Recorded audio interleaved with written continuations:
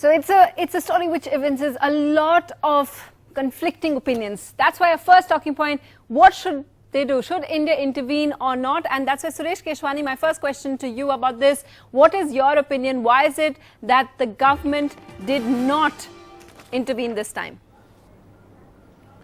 Well, I personally feel that this particular charkha was donated or given away by Mahatma Gandhi to somebody as a memento for remembrance. However, the government of India, if this particular question comes up, I am sure might reconsider their stand and may think of offering a price that could bring this charkha back into the Mahatma Gandhi Museum in India. Why haven't you done so yet, sir? We have, as you know, Sabarmati Ashram. But the Sabarmati Ashram is under the care of the BJP government in Gujarat. For last 3 terms, that particular ashram is a subject matter of neglect. They only talk and swear about Mahatma Gandhi when they make speeches. Okay. But when they have to pick up something which belongs to Mahatma Gandhi, the Gujarat government is not willing to come forward. Sir, this is not about, okay, I'm going to stop you there, sir, because this is not, I'm just going to interrupt there. This is not about the Gujarat government. It's about, we're asking why the government of India hasn't intervened till now. Dilip Cherian, why do you think it's not a very bad idea? I think that, you can't go chasing after every artifact first. The most important thing is that as far as we are concerned, we are not looking after all the possible artifacts of Gandhi and giving them due importance. Meaning, sure, we have one ashram, but here you have a situation where they're trying to say it's the Gujarat government versus the central government. It's nothing about that. He's the father of the nation, and we should, if you were to take it seriously, then we should be looking after his objects. That's one. That's the most important point. The second important point is that, look, it's not about objects. Gandhi is less about objects and more about what he stands for. Okay. Is this a nation that actually works on Gandhi's ideals, or is he just a kind of token symbolism that we pay a lot of image importance to? You know, that's very interesting, because you're talking about that. It's not about these things, and that's what I want to bring up our second talking point as well, and take that, of course, to Tara Gandhi as a family member. What she said is the problem. Tara Gandhi, is the problem that it's being auctioned by foreigners, that it's being auctioned in London. Is that what's wrong with it? Is that why you oppose it? I must make it very clear that for the last few years, somehow, now and again we are getting the news of an auction of the items of Gandhi.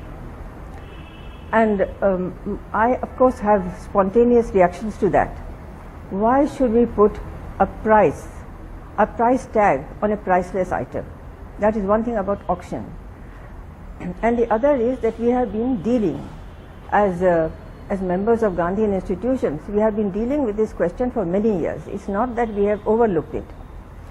The fact is that today Gandhi belongs to the entire world and to the entire humanity. Yes. You cannot say that he belongs to India, so his things must come back to India. Yes. That is wrong. Ma'am, one thing that many people ask, sorry ma'am, I just wanted to ask a question, counter question on that, is that many ask that how is it that so many items keep popping up? You know, we had one in 2009, there was a very famous one where Government of India and Vijay Mallya intervened, and they bought some things on behalf of the government and they gave it back to India. In 2013, earlier this year, again we had another sale. How is it, and even now on Diwali, after Diwali, the sale that is happening, lots of items are on sale. In fact, we'll be showing you on our graphics, we're running all those items which are going from somewhere just £100, some are up to £60,000. So where are all these items coming from? Well, this is what I'm saying. These things are coming. And because Gandhi gave away most of his material possessions in the last decades of his life, and he possessed actually very few items, like his few clothings, and his walking stick, or his wristwatch, or his chappals, or his vessel, or his wooden cup from where he ate, and wooden spoon, and few items like that. whenever he had an extra item, he would give it away to the next person. Okay. And now these things are there all over the world, and they can also be getting multiplied and being sold and resold for auctions.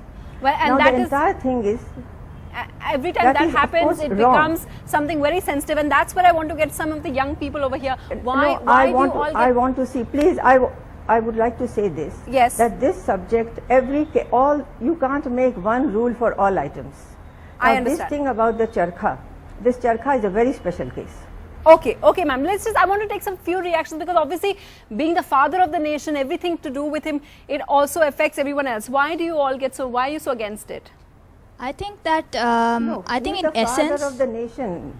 Yeah, yes, ma'am. We'll but just he take a belongs few to the reactions. entire Then. Go ahead. humanity. in essence, I think taking the belongings of Gandhi and then putting them up for auction, where people who just can afford to buy it can buy it. I think it is a dehumanization Okay. of the man that Gandhi was. Fair point. And also, just one question I have is, where is the money going from the auction? Where's the money going? That's interesting. Well, this is to private bidders. So